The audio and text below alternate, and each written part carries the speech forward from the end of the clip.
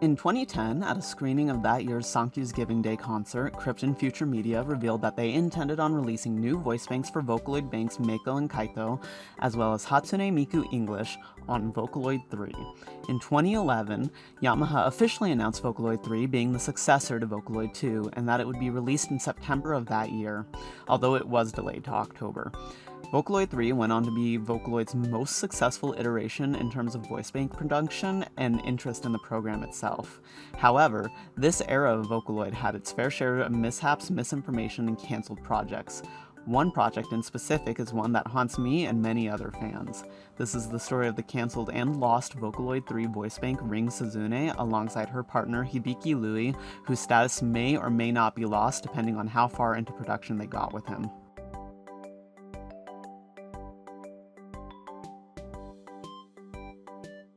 Okay, I'm going to back up a little bit.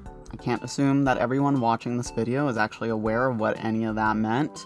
If you're well versed in Vocaloid history and want to skip this section, feel free to skip to the timestamp on the screen.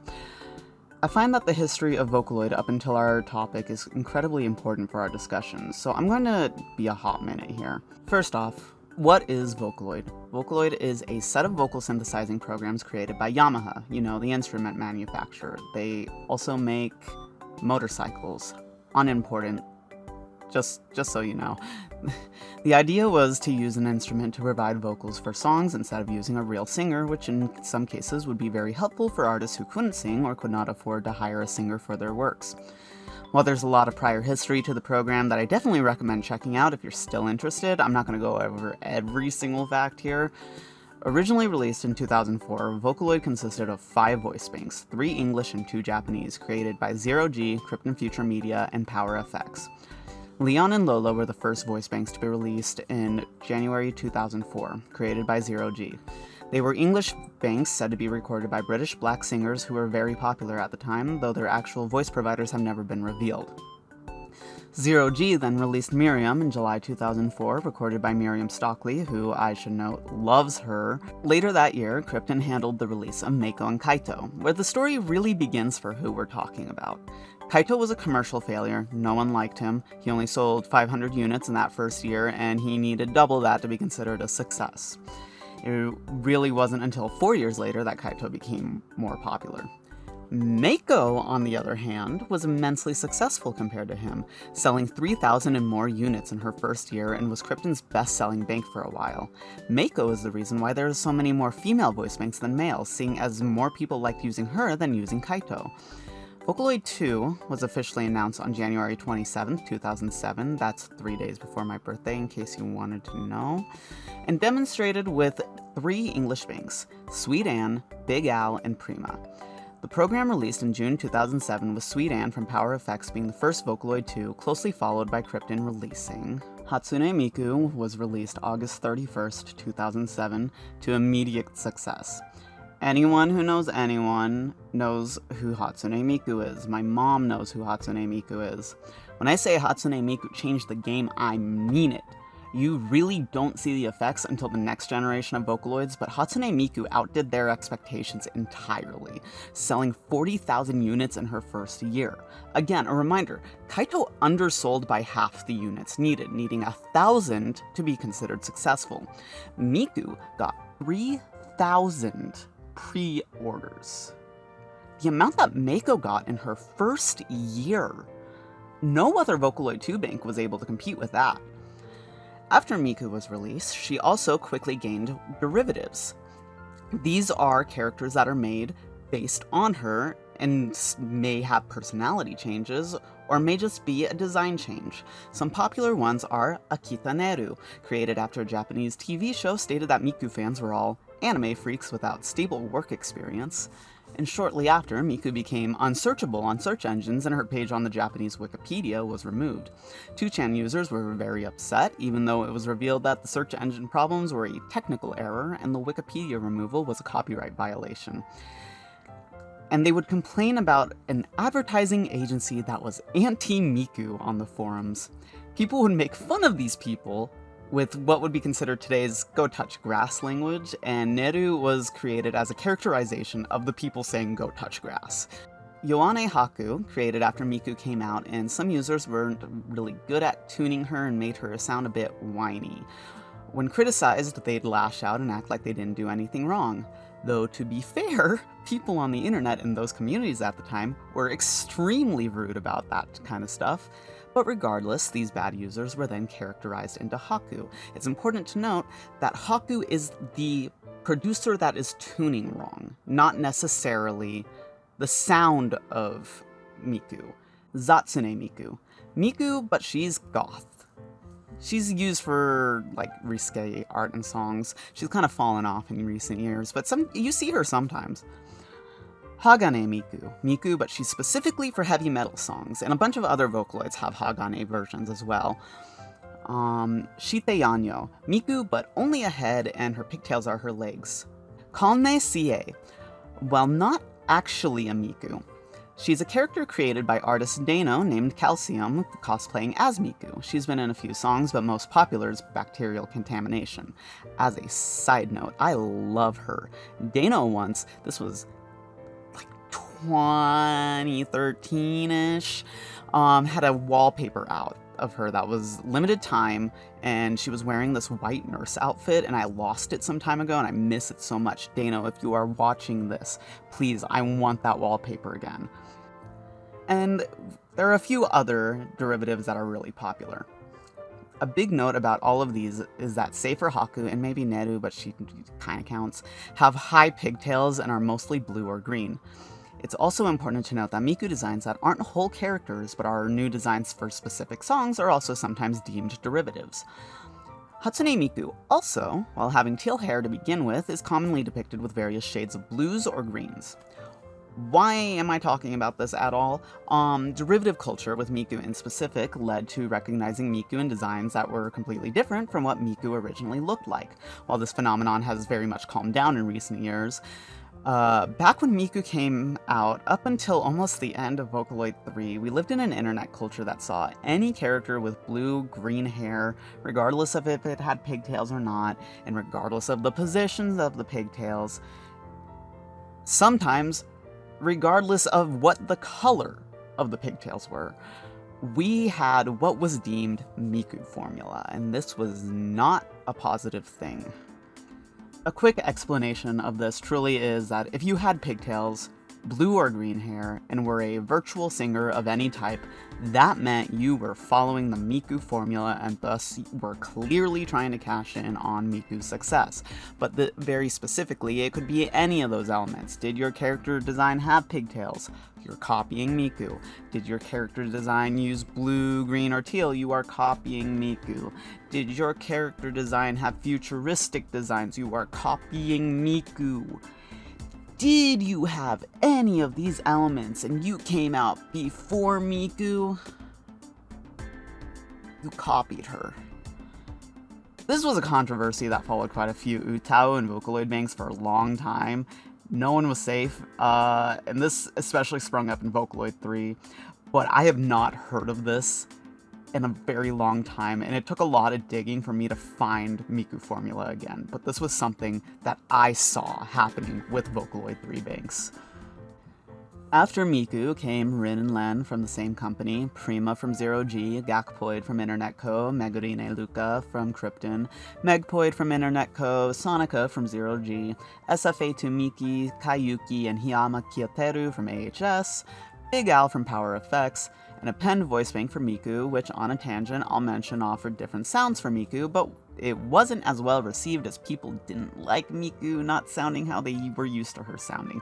This led to producers to not even mention that they used it in a penned bank just to avoid being harassed. Tonio from Zero G, Lily and Gachapoid from Internet Co., VY1 by Yamaha themselves, Nekomura Iroha from AHS, Utatane Pico, voiced by popular Utaite and singer at the time Pico from Sony Music, append banks for Rin and Len, and lastly VY2 from Yamaha. You may or may not recognize some of these if you're not super into Vocaloid from the fact that some were more popular than others, or you knew the people who were really into the more obscure ones, or even hate towards them. For example, Gakpoid and Megpoid are Gakpo and Gumi, two very popular non-Krypton banks.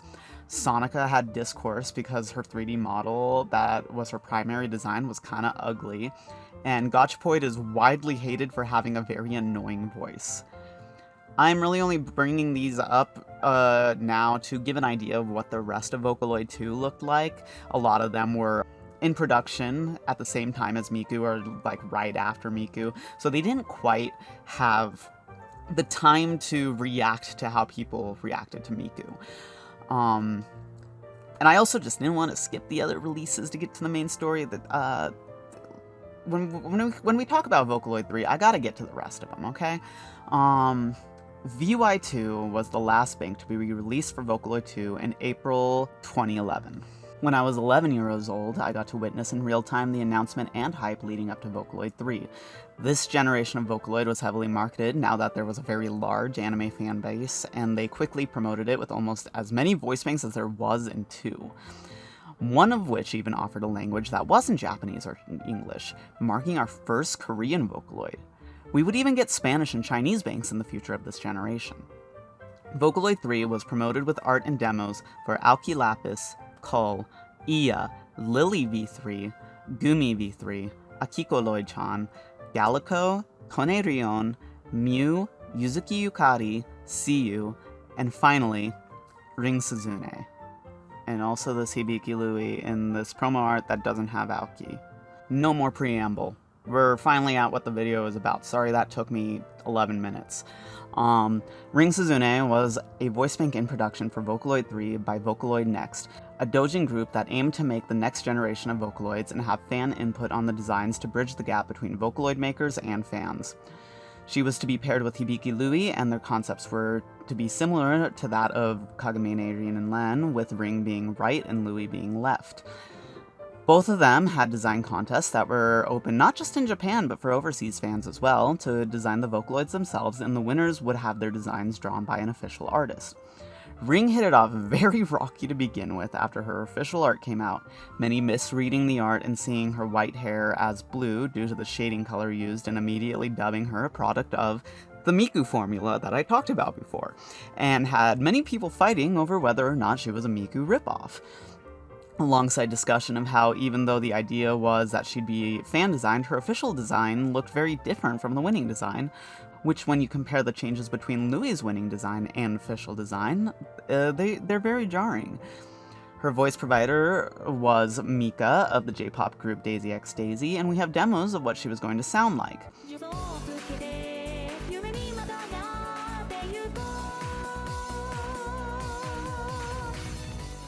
So progress on her was proceeding pretty regularly. On the other side, Hibiki Louie's design got finalized and auditions were supposed to happen. However, there are claims that these never happened, and if they did, we don't know who was picked and if anything was recorded afterwards, as they then hit the first omen of this project, financial difficulties, and decided to put Louie on the back burner and focus on Ring, who was much further along anyways. Ring was to be released in fall or winter 2011, and since she was confirmed for V3, would not come out before September.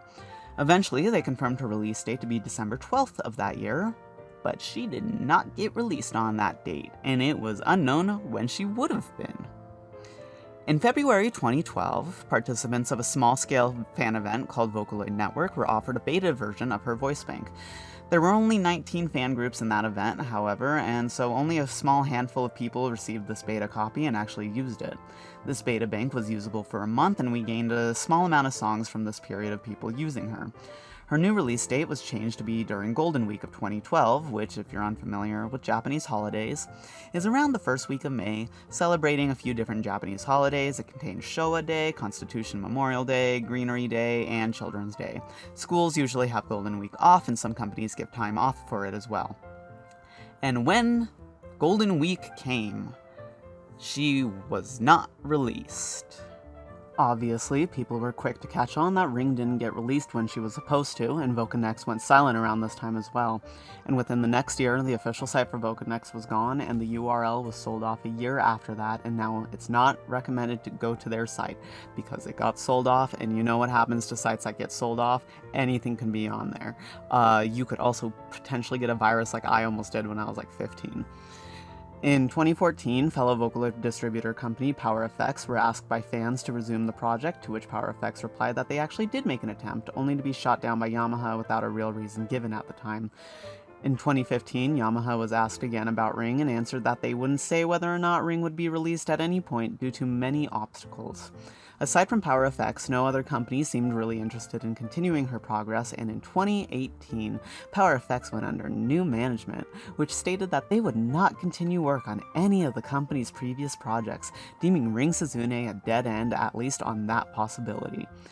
There was an attempt at reviving her with a freed program Utau by Jinriking her, which basically means they took samples from her demos and voice provider, adapted them to the program. Though even that seems hard to come by, which makes sense because it's usually against Utau TOS to distribute Jinriki Utaus, but a good amount of people did get to it before the creator vanished. Aside from this, it seems the most we've gotten after all this is not much. There was an anonymous upload to Nico Nico in 2016 claiming to be using Ring, and while many say it's just VY1 with some tuning, others believe this person somehow got Ring's bank. However, a user on the Vocaloid wiki, who was a beta user of Ring, claims that the user who uploaded that video had attempted to contact them for their Ring copy to crack, but they refused to give it out. And then, this next controversy is vaguely related to Ring. Like, her name is brought up in this, but it's connected, but it's not. It's not connected to Vocanex at all. Now, this is something I remember seeing pop up back then, but I didn't pay a whole lot of attention to it. And a lot of this history got lost due to the forum Vocaloid Otaku going down in 2018, but thankfully there was a repost of that post onto the Vocaloid wiki for me to see. A producer known as Planty posted in 2014 an idea to create a successor to Ring, keeping in mind the original idea of the bank being fan-made, and intended to put her on Utau under the name Project Jewel. So what really made this specific project a controversy was initially, they stated they needed $600 to create this bank, which, genuinely, I don't think is that wrong, as I'm assuming the money was to be used to pay the voice provider, artist, and as in the wiki post states, Miku Miku dance modeler. And even when that was pointed out to people, people still fought against the concept as if Planty was forcing them to give money over. I'm not trying to say everything Planty did was okay, I should note. Planty was behind a lot of Vocaloid controversies, and genuinely, this one, I think people were just already ready to hate the project based on the name behind it. The tie-in to Ring, a still sore subject in the community even to this day, and a general misunderstanding and disrespect to the time and effort it takes to do art, make Utau banks, and make 3D models. Project Jewel supposedly changed the name of the Utau after a later incident with Planty so to distance themselves from them, but I don't know what happened after that. I don't know what the name was changed to, I don't know if it was finished, or how they're doing. I can't find that information. So this is a brand new section I'm writing, as I wrote this script around 2023, and if you look at the upload date, you will see it's not 2023. I'm writing this in November of 2025. As I was double checking that nothing new has sprung up since I wrote this so I can finish this video, I found some stuff I actually didn't know about on the Lost Media Wiki, so I'll talk about that here real quick. It's not going to be real quick. In 2011, Yamaha hosted Vocafair to promote Vocaloid 3. It was held on the 15th and 16th of December and live-streamed on good old Nico Nico Doga. It covered announcements and updates for voice banks coming to the program, as well as hosting a live concert featuring some of the upcoming V3 banks. I actually had no clue about this event at all, which is so interesting since it carries live concert history for virtual singers, and I've seen plenty of videos covering those histories, and this wasn't mentioned at all. Gumi, Akiko Loi-chan, Aoki Lapis, Tone Rion, and BY1 performed songs dancing on stage, being what would be the first official 3D concert featuring more than just one company's banks. I believe they use the term 3D here because it's not a screen like we're used to with like Sankyu's Giving Day that debuted a year prior to this. It seems like it uses early AR technologies to achieve the 3D, kind of similar to how Luo Tiani concerts are done in China today. It's so interesting comparing these clips to the V-Singer concerts of today, because AR has come so far. Also, I just want to talk about how they made Aoki teeny tiny because she's like so small because she's a fairy. Miku Miku Dance has long since become a hand-in-hand program with Vocaloid, having first come out in 2008 and being something even I messed around with by the time V3 came out. I believe every model used in this is models owned by their individual companies, as most of them don't match with any known official Miku Miku Dance models or well-known unofficial Miku Miku Dance models, save for Gumi, who appears to share a resemblance to Mamama's Gumi, but his model of her V3 outfit looks different than what's seen in the performances, so I don't know what that's about. Sorry for getting off topic there. Miku Miku Dance history is interesting to me because it was a community I was involved in 2010 and 2011. So I know a thing or two about models and such, and I thought the concert history was interesting too. So let's get back to the subject now, but we're gonna do this in a way that I didn't think I'd actually have to. Like I said, I found out about this event through Ring Suzune's Lost Media wiki page, and I was just about to take all of it at face value, but then I noticed one discrepancy in the timeline it provides. It states the timeline as follows. At Voca Fair, Voca Next announces Ring alongside a rhythm game she was going to be in, showing footage of said game at this event. It then jumps to 2013, saying that a demo of the game was released at Voca Festa 3. What stands out to you here? It's the 2013 part. As mentioned earlier, Ring Suzune was supposed to come out in Golden Week, May 2012, but she never did, and the company's website went down a year later in 2013. So how is it that they gave out a demo in 2013? Furthermore, some quick research finds that Voca Fest 3 happened in September of 2011. We can confirm this thanks to Hayakawa P, creator of the Girl series, uploading a crossfade of their album, Tobu Kyoshitsu, which was to be released at that event.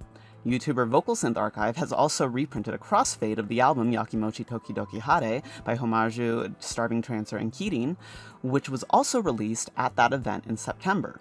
This specific crossfade actually features some Ring Suzune demo uses. So I did some digging. On the Vocaloid wiki, it links to a source for the Voca Fair information, linking to an English blog by the name of vocaloidism.com, recapping the event on the day of it. In this post, it does in fact mention the rhythm game. Going back to the Vocaloidism blog, I decided to dig into their archive further to see if they had this properly archived. So let's run some quick recap. In May 2011 was Voca Fest 2, where Ring and Louie's designs and Ring's voice provider was released. They announced that Ring would release around fall and winter 2011, as we discussed earlier. One of their projected dates was September 11th, the date that Voca Fest 3 was to take place. There is so far no mention of this rhythm game. There is no news between then and Voca Fest 3 regarding Ring Suzune. Where prior to Voca Fest 3, some short versions of Ring are released, those being Yakimochi Tokidoki Hare and Sweet Pain. They promote Voca Fest 3 with these, saying that they will release the full demos there. This is also our first mention of the rhythm game VFS. Vocaloidism does not provide further commentary on Voca Fest 3, so we are to imagine that the demos were released as we do have them now. Now, to step away for a moment from this site, I want to jump to what we have from the Lost Media wiki. Vocaloid producer Hikutsu P posts in 2022 a picture of their copy of VFS on CD that they received in what appears to be Voca Fest 3. It's labeled as VFS number 01 Ring, trial version 9.11. They make a comment about how it's potentially the only surviving copy of the game, which is probably true. The version number, interestingly, is the same date that Voca Fest 3 took place on. Hikutsu P also claims to have received this at Voca Fest 3, so we are to believe that the first instance of the game being brought to the public is actually September 11th, 2011 at Voca Fest 3 and not Voca Fair in December 2011. Back to Vocaloidism, they do not mention Ring again until their Voca Fair post, where it details this announcement as Mika coming onto stage to talk about Ring, showing some of the game to everyone. The game supposedly would have been able to run V3 in it and allow players to create songs. A trial version would be scheduled for March 11th of 2012, which would also be the Vocaloid Network event. To my knowledge, that did not happen, as instead we got a Ring trial version instead at that event. As I mentioned earlier, I believe Mika meant by that trial version being scheduled that perhaps it would have been made more widely available. Otherwise, I don't know what she meant by that. We never heard about this again until Hikutsu P brought it up in 2022. Hikutsu P, together with Twitter user CFM Una En, display name Yukiko, began work on getting files off of the old disk and seeing what works. The game launches just fine, and you can click through some of the options, but trying to start the game causes it to crash. I'm assuming it was doing it similarly to how Ring's demo bank wouldn't work after a certain period of time. Assets and images found in the game files were shared, but demo files were held in case of copyright concerns and the game's unplayability. In 2024, the files were passed on to cover artist Andy P and uploaded to the Internet Archive in hopes that someone who would be able to restore it would be able to access it. So what happened to Ring Suzune and Hibiki Louie? Some say it's bankruptcy due to producing 2 Vocaloids simultaneously and a rhythm game at the same time, exceeding their own funding. But this was a doujin group. It could just be possible that they just canceled them and disbanded without a word when they ran out of money. I wouldn't be surprised if they had some debt after all of it, but you know, I want to hope the people involved have moved on to new things and past this bump in the road of their careers. Genuinely, if I had a better grasp on Japanese and knew how to search for information, I'd love to actually try and hunt for some of the members. I know the Lost Media Wiki listed one person who is a known member and probably the only known member. And I want to ask what directly happened, but language barrier does prevent me from doing that really. And I also think it'd be kind of rude for some rando Western fan to suddenly come into one of their members' DMs with choppy Japanese asking, "Ne, nani ga Ring Suzune ni okorimashita ka?" without even addressing whatever else it is they're doing now. I've sent an email to Yamaha's Vocaloid support because that's what people did in the past, but I never received a response to it. Vocaloid faced a horrible drop in sales after the release of Vocaloid 5, so that also didn't really help the idea of a Ring Suzune comeback, especially because no one wanted Vocaloid 5. And Vocaloid 3, while banks were still usable on V5, it just wasn't advisable to release a V3 at that point. Vocaloid 5 was an awful train wreck Yamaha faced, and that they have only recently made a decent comeback from with the release of Vocaloid 6. Now that we're in V6, Ring would be a miracle to come out because V3 and all of her samples are over 14 years old now. I think it'd be cool to finally have the bank after all this time. Even Japanese fans still wish for her after being left in the dark for so long. It's just a natural thing for fandoms to cling to. Ring and Louie aren't the only abandoned Vocaloid projects either, of course. Vocaloid 3 was rife with them. Janine Laura is one of the other big projects that went under after a bank was recorded, and a lot of others moved programs too, like Alice. Existing banks also have some lost banks, such as CU having a full English bank recorded but was never released, in part due to the controversy with her voice provider. There's a number of banks that were announced, but eventually we stopped hearing about them from their companies, and don't even get me started on the private voice banks that have not been used since their initial release. These days, there's a lot new options for Synthbank. I feel like if she could make a comeback, it'd be great to see her on Savio or SynthV, but without so much as a word from Voca Next, and with Yamaha still holding the rights to her and not really letting anyone continue her, I feel like she'll be forever lost. A lot of the information I've given were from the Vocaloid Wiki, some information from the Lost Media Wiki, and anything else was stuff I dug up on my own from Twitter and Google. Anything that wasn't documented in those ways were just straight off the dome, remembering what happened back then, such as the Tai to Miku formula.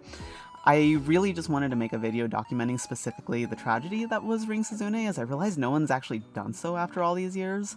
I know a lot of newer fans, especially those coming in from Project Sekai, don't really know about some of this Vocaloid history or how big Vocaloid 3 was, so I hope I was able to inform some people about this.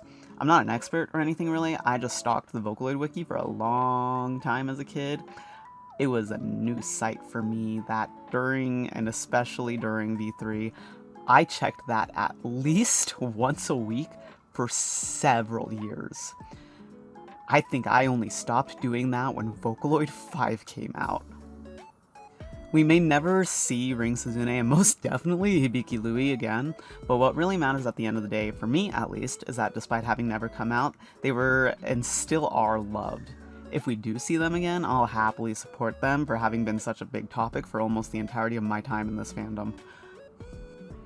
if you like this video, I don't have much else like this. I do have a few other like video essays in the works, but not Vocaloid related, but I could make more Vocaloid related ones. I kind of want to make some like small Vocaloid history videos because I'm so picky with how people talk about Vocaloid that I can't actually watch other videos about these topics because I don't think that they have the right information. So maybe I will do more of those. This has been in the works for a few years and I just kind of put it off for no good reason other than I just didn't want to do some minor editing. Yeah. I do video games and art on this channel. I stream sometimes. Here's the usual like, subscribe, comment if you want to. Specifically, I want to read comments about Miku formula if you knew about it because it's kind of rare these days. Thanks for watching.